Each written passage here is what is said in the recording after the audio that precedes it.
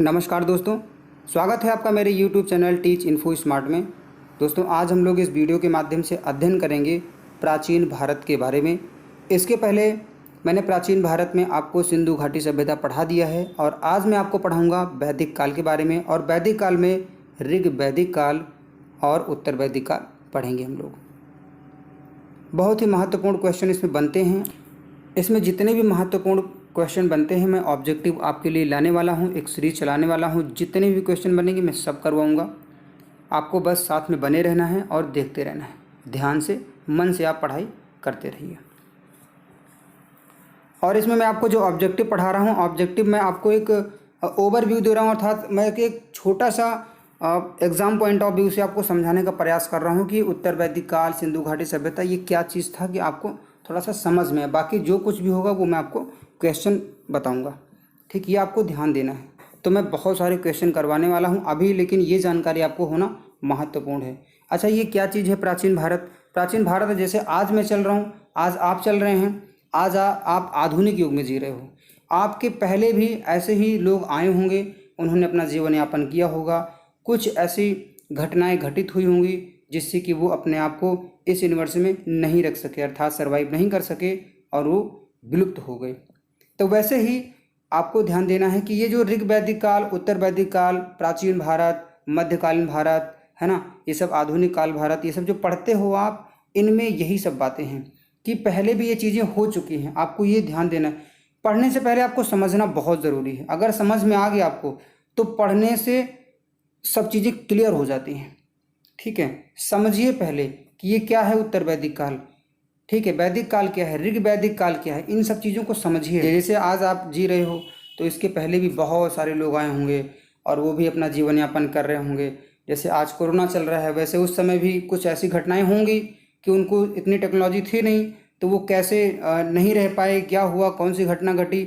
आज जैसे अभी कहीं बाढ़ आने लगती है तो पहले हम लोग को पता हो जाता है कि बाढ़ आने वाली है, इस स्थान को खाली कर दो।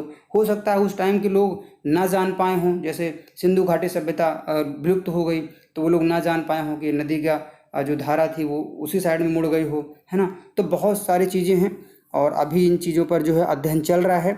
लेकिन मेरा कहने का मतलब ये है कि आप कोई भी पढ़ाई करिए, पहले उसको समझिए, पढ़िए नहीं, पहले उसको समझिए ध्यान से कि ये क्या है, ये है ना।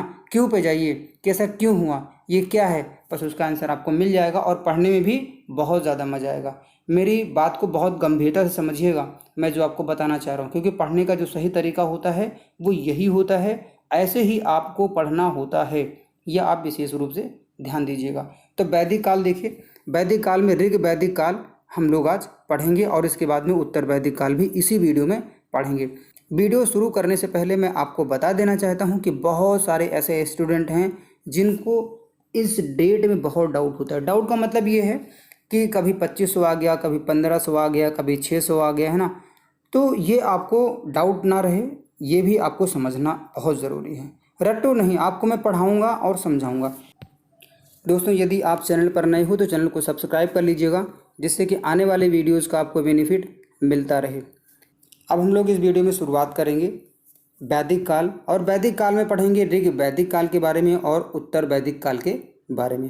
तो ऋग वैदिक काल की जो समयावधि है वो 1500 से 1000 ईसा पूर्व है। तो ये जो लिखा हुआ है ना, इसमें बहुत लोगों को डाउट होता है। कहीं पर 2500 लिखा है, कहीं 1750 लिखा हुआ है। तो ये चीज़ आपको बहुत ज़रूरी है समझना। मेन ये है, इसको समझिए ये क्या है।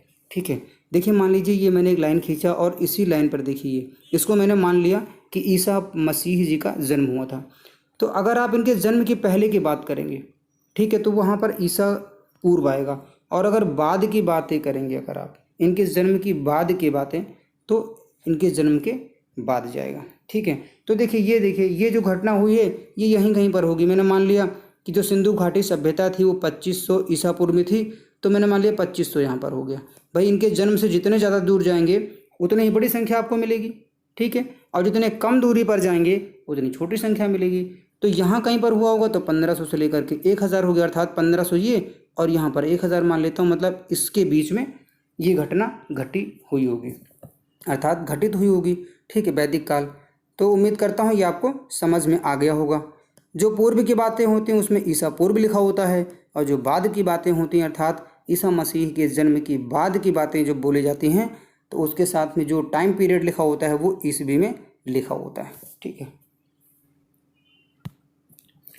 ठीक है। तो देखिए पहला पॉइंट है, लिखा हुआ है अनेक परिवारों को मिलाकर ग्राम बनता था जिसका प्रधान ग्रामीणी कहलाता था, तथा अनेक ग्रामों को मिलाकर विश्व बनता था जिसका प्रधान विश्वपति होता था। तो ये आप ध्यान दीजिएगा कि बहुत सारे परिवार जब मिलते थे तो उनको ग्राम बोला जाता था, ग्राम बनता था वो, और उसका जो प्रधान होता था उसे ग्रामीणी कहा जाता था, और अनेक ग्रामों को मिलाकर के विश्व बनता था, और उस विश्व का जो प्रधान होता था उसे विश्वपति कहा जाता था। नेक्स्ट देखेंगे, नेक्स्ट लिखा हुआ है सोम आर्यों का मुख्य पेय पदार्थ था, अर्थात जैसे हम लोग पानी पीते हैं, है ना, वैसे ही वो लोग उस समय सोम को बहुत ही मुख्यता देते थे, प्रमुखता देते थे पेय पदार्थ के रूप में। ठीक, तथा जव को मुख्य खाद्य पदार्थ के रूप में मानते थे। तो उनका जो मुख्य खाद्य पदार्थ था वो जौ था और जो पेय पदार्थ था वो सोम था। नेक्स्ट लिखा हुआ है आर्य बहुदेववादी होते हुए भी एकस्वरवाद में विश्वास करते थे, अर्थात बहुत देवी देवताओं को तो मानते थे वो, लेकिन विश्वास जो करते थे वो एक ईश्वर में करते थे। नेक्स्ट लिखा हुआ है देवताओं में सर्वोच्च स्थान इंद्र व उसके उपरांत अग्नि व वरुण को दिया गया था, अर्थात जो सर्वोच्च स्थान प्राप्त था देवताओं में वो इंद्र जी को था, उसके बाद में अग्नि व वरुण को दिया गया था।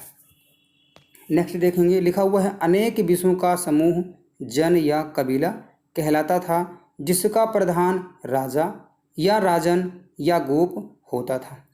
तो जो अनेक विश्व होते थे, जो जैसे बहुत सारे विश्व हो गए और उनका जब एक समूह बन गया तो उसे जन या कबीला कहा जाता था, और उसका जो एक प्रधान होता था उसे राजा या राजन या गोप कहा जाता था। नेक्स्ट लिखा हुआ है परिवार पितृसत्तात्मक था, जैसे आज है वैसे उस टाइम भी होता था, तथा वर्ण व्यवस्था कर्म पर आधारित थी। ठीक है, ऋग्वेद में ध्यान दीजिएगा, ऋग्वैदिक काल में ये चीज़ है कि जो वर्ण व्यवस्था थी अर्थात जो जाति थी वो कर्म के आधार पर आधारित थी, जैसे जिसका काम होगा वैसे ही उसको जाति दी जाएगी। ठीक है, नेक्स्ट देखेंगे उत्तर वैदिक काल। उत्तर वैदिक काल की जो समयावधि है वो है 1000 ईसा पूर्व से 600 ईसा पूर्व तक मानी जाती है। तो इसमें जो पॉइंट है, मैंने जितने भी पॉइंट लिए हुए हैं सभी एग्ज़ाम पॉइंट ऑफ व्यू से और आपके नॉलेज के लिए कि आपको बेसिक जानकारी हो, वो सब चीज़ें मैंने लिया हुआ है। इसके बाद मैं बहुत सारे क्वेश्चन आपको करवाने वाला हूँ प्राचीन भारत के अंतर्गत। ठीक, तो देखिए इसमें लिखा हुआ है परिवार पितृ प्रधान एवं संयुक्त परिवार था। ठीक, संयुक्त का मतलब होता है कि जैसे आज देख रहे होंगे आप कि 4 लोग हैं तो बंटवारा हो गया, तो उस तरीके से नहीं था, पहले संयुक्त परिवार था। ठीक है, और पितृ जो है प्रधान था, पितृ प्रधान होता था, अर्थात पिता को उसमें प्रधानता दी जाती थी। नेक्स्ट है जाति प्रथा कर्म के आधार पर ना होकर, अभी आपने ऋग्वैदिक काल में पढ़ा था कि जो जाति प्रथा थी वो कर्म के आधार पर थी, लेकिन अब क्या हुआ है कर्म के आधार पर ना होकर के जन्म के आधार पर होने लगी और उसमें कठोरता आ गई।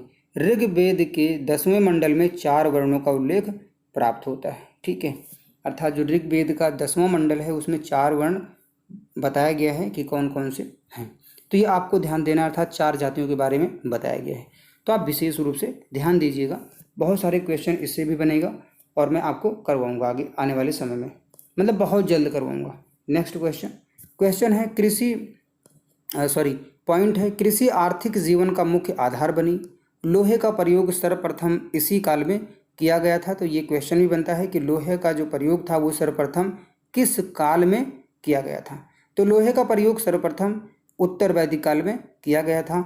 इसी समय मिट्टी के एक विशेष प्रकार के बर्तन बनाए जाते थे जिन्हें चित्रित धूसर मृद भांड कहा जाता था। आगे देखेंगे, लिखा हुआ है उत्तर वैदिक काल में यज्ञ तत्कालीन संस्कृति का मूल आधार था। मतलब उस समय जो संस्कृति थी उसका जो मूल आधार था वो यज्ञ था। इसी समय उपनिषदों की रचना हुई। ये क्वेश्चन बनता है कि उपनिषदों की रचना कब हुई, तो उत्तर वैदिक काल में हुई थी। और उपनिषद में आत्मा के अमरत्व एवं ब्रह्म की उपासना की जाती थी। तो ये आपको ध्यान देना है। तो बस दोस्तों आज इस वीडियो में इतना ही। उम्मीद करता हूँ वीडियो आपको पसंद आई होगी। वीडियो आपको कैसी लगी आप कमेंट बॉक्स में कमेंट ज़रूर कीजिएगा। आज इस वीडियो में दीजिए मुझे इजाज़त। मिलता हूँ मैं आपको नेक्स्ट वीडियो में नेक्स्ट कंटेंट के साथ। तब तक के लिए नमस्कार, धन्यवाद।